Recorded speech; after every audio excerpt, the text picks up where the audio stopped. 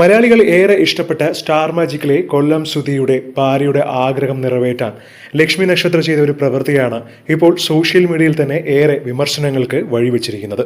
ലക്ഷ്മി നക്ഷത്രയിൽ നിന്നും ഇങ്ങനെ ഒരു പ്രവൃത്തി ഞങ്ങൾ ഒരിക്കലും പ്രതീക്ഷിച്ചില്ല എന്നുള്ള കമന്റുകളാണ് ഭൂരിഭാഗം പേരും. സത്യം പറഞ്ഞാൽ സുധിയുടെ മരണത്തെ പോലും വിറ്റ് കാശാക്കുന്നവളാണ് ലക്ഷ്മി എന്നാണ് എല്ലാവരും വിമർശിക്കുന്നത്. സുധിയുടെ ഗന്ധം പെർഫ്യൂമാക്കി മാറ്റണമെന്ന് രേണുവിന് ആഗ്രഹമുണ്ടായിരുന്നു.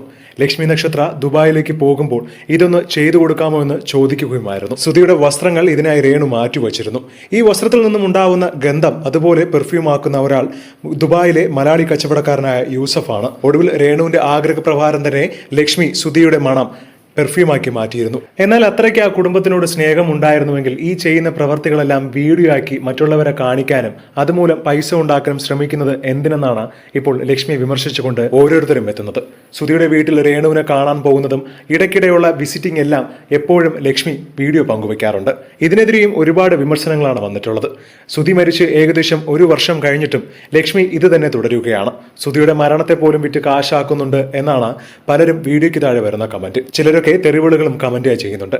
എന്നാൽ ലക്ഷ്മി നല്ലൊരു മനസ്സുള്ളത് കൊണ്ടാണ് ഇങ്ങനെ ഒരു കാര്യം ചെയ്തു കൊടുത്തതെന്നും രേണുവിന് ദുബായിൽ ചെല്ലാൻ കഴിയാത്തത് കൊണ്ട് ലക്ഷ്മി സ്വയം പോയി ഇതൊക്കെ ചെയ്തു കൊടുത്തില്ലേ, ആ പാവത്തിനെ എന്തിനാണ് ഇങ്ങനെയൊക്കെ വിമർശിക്കുന്നത് എന്ന് ലക്ഷ്മിക്ക് പിന്തുണ അർപ്പിച്ചുകൊണ്ടും ഒരുപാട് പേരാണ് എത്തുന്നത്.